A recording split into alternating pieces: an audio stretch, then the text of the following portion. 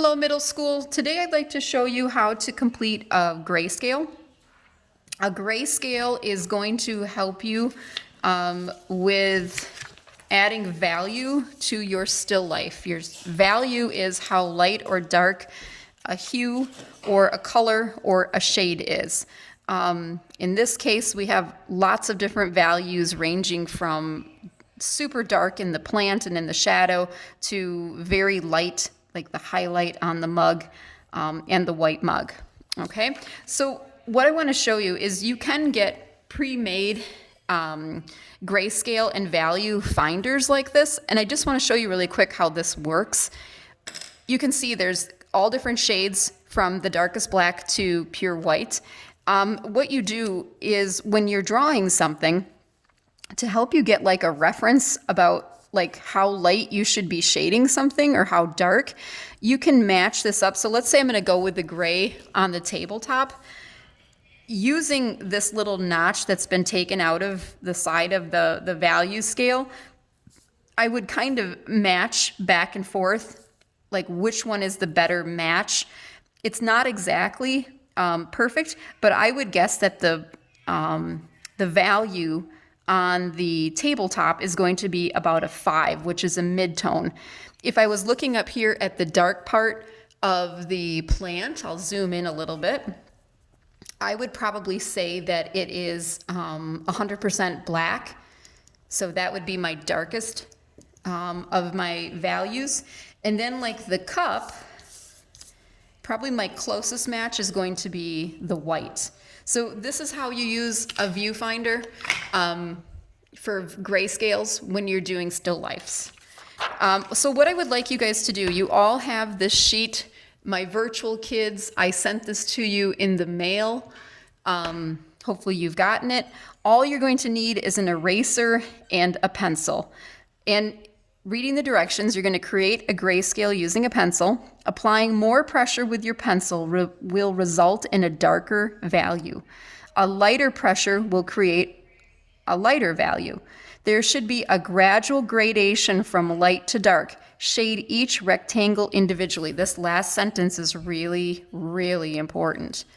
When you're adding in value to these rectangles, I do not want you to just go completely across in one motion. I want you to shade one little rectangle, move to the next one, and across like this. So you will also notice on here, students, that I have the lightest over here. 1 is going to be a lightest. This is going to remain white. You don't even need to touch that one. Okay, that one's an easy one.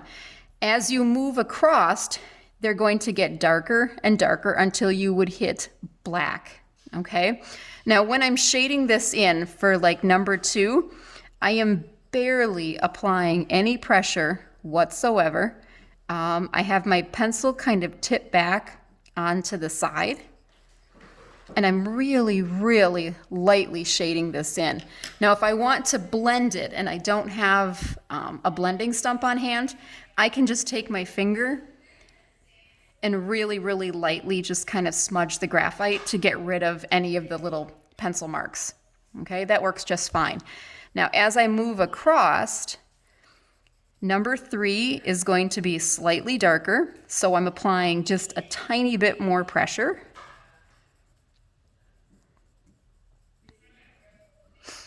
Okay, and again, I'm going to come back and shade that in, blend it in a little bit with my finger. So you can see right now the gradual transition from pure white into light gray and then a little bit darker gray. So as I go across every little rectangle, I'm going to be increasing my pressure. This is a very, very gradual process. Okay, now I'm going to blend it in with my finger. My mid-tone gray is going to be even more pressure. I can hear Miss Bays in the background talking to her students. Okay, so I'm going to make this blurred in with my finger. Okay, just for time purposes, students, I'm going to jump down here. Number 10 is going to be like a cast shadow. Or it would also, in my still life, it would fit for the black part of my plant. Okay, so when I'm creating this, I'm applying a lot more pressure. A lot more pressure. So I get a real nice dark, not black necessarily, but a really, really dark gray. Okay, and I can take my finger, kind of blend it in, maybe go over it one more time. Okay, so now my next one is going to be a little bit lighter pressure.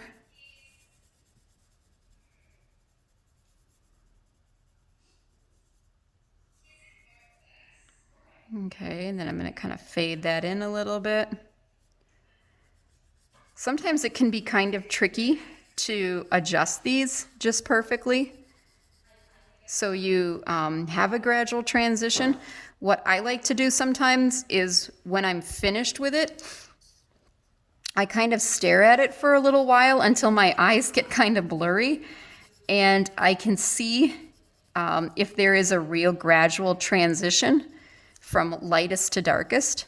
If there is any area that stands out as being like too light or too dark, and it kind of jumps from one value to the next, I can go back in and adjust it.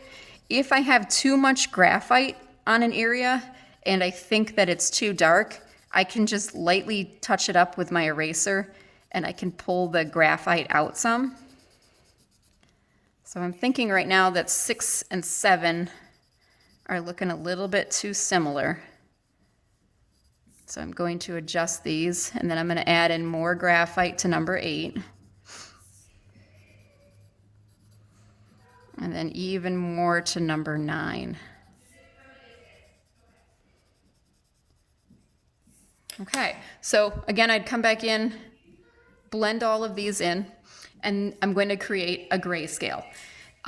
When you're finished with this 8th grade, if you can take a picture of it and add it to the assignment that is posted on Google Classroom, I would really appreciate it. We'll see you guys later.